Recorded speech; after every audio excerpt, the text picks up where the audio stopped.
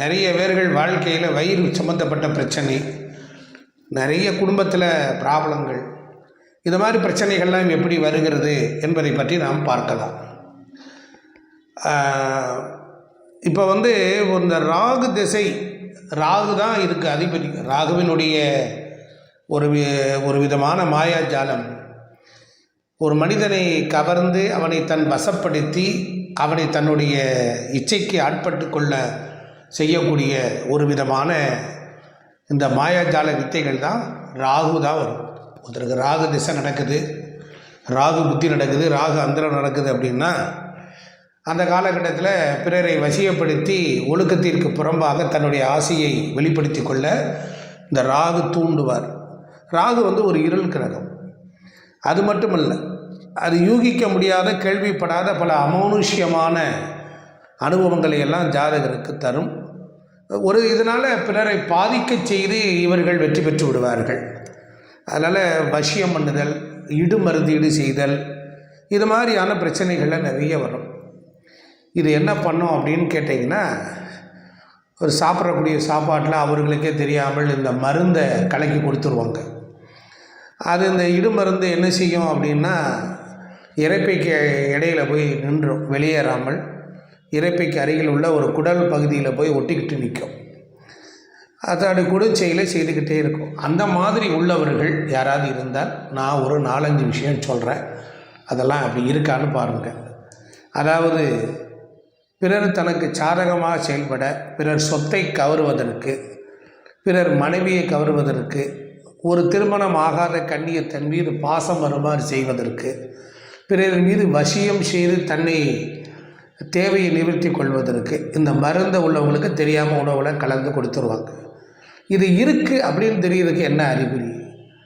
ஒருவர் பல தீமை தனக்கு செய்திருந்தால் அவர் மீது அதீத பற்று கொள்ளுதல், இது ஒரு விஷயம். எந்நேரமும் யாரோ ஒருவரின் நினைவாகவே இருத்தல். குறிப்பாக சொல்ல போனேன்னா, நம்மளுடைய மனதை செயல்படாமல் தடுத்து அவர்கள் ஒரு சிப்பை உள்ளே செலுத்துறது மாதிரி.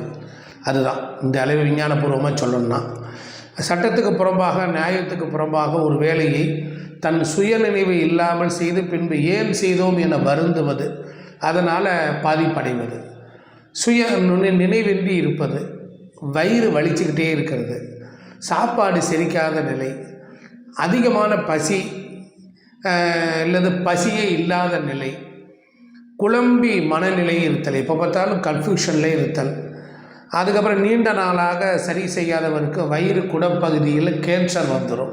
அறுவை சிகிச்சை பண்ணி தான் சில கட்டிகள் எடுக்கிற மாதிரி வந்துடும். அடிக்கடி வயிற்று கோளாறுகள் உருவாகும். வயிறு உப்பிக்கிட்டு பொறுமிக்கிட்டே இருக்கும். இதெல்லாம் தான் மருத்துவரால் கண்டுபிடிக்க முடியாது. ஸ்கேன் பண்ணால் கூட அது வராது. இதற்கு தமிழ்நாட்டில் கிராமத்தில் தெக்கம் எடுத்தல், அதை ஊதி வெளியே எடுப்பார்கள். அதெல்லாம் நம்ம நாட்டிலையும் உண்டு, கேரளாவிலையும் உண்டு. எல்லா துறைகளில் இருக்கும் போலிகளைப் போல் தெக்கம் எடுக்கும் போலிகளும் இருக்கிறாங்க. என்ன செய்யுது?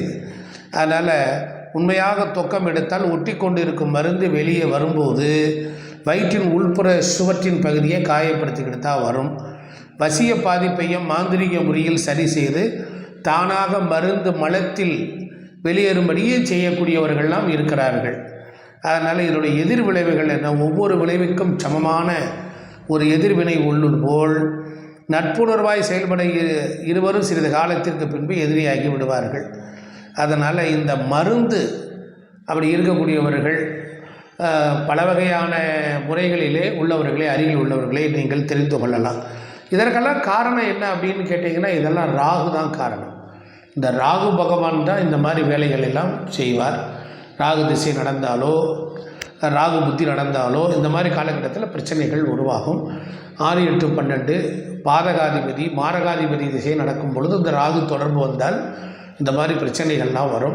இது மாதிரி நீங்கள் யதார்த்தவாதியாக இருப்பீங்க, இதெல்லாம் யாரும் எனக்கு செஞ்சுருப்பாங்கன்னு கேள்வி கேட்கலாம். எல்லாருக்கும் சத்துருக்கள் உண்டு. அந்த சத்துருக்கள் மூலமாக இதெல்லாம் நடக்கும்.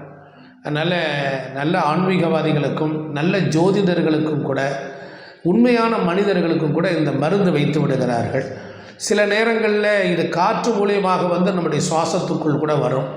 இந்த விஞ்ஞான யுகத்தில் இதெல்லாம் சாத்தியமானா இருக்குது. போய் பார்த்தால் பல விஷயங்கள் தெரியுது. நேயர்களே, இது ஒரு விழிப்புணர்வுக்காகத்தான் இந்த ப்ரோக்ராம் போட்டிருக்கேன். அந்த மாதிரி உள்ளவங்க உங்கள் அருகில் உள்ளவர்களை கலந்து கொண்டு நீங்கள் முன்னேறுவதற்குரிய வழிகளை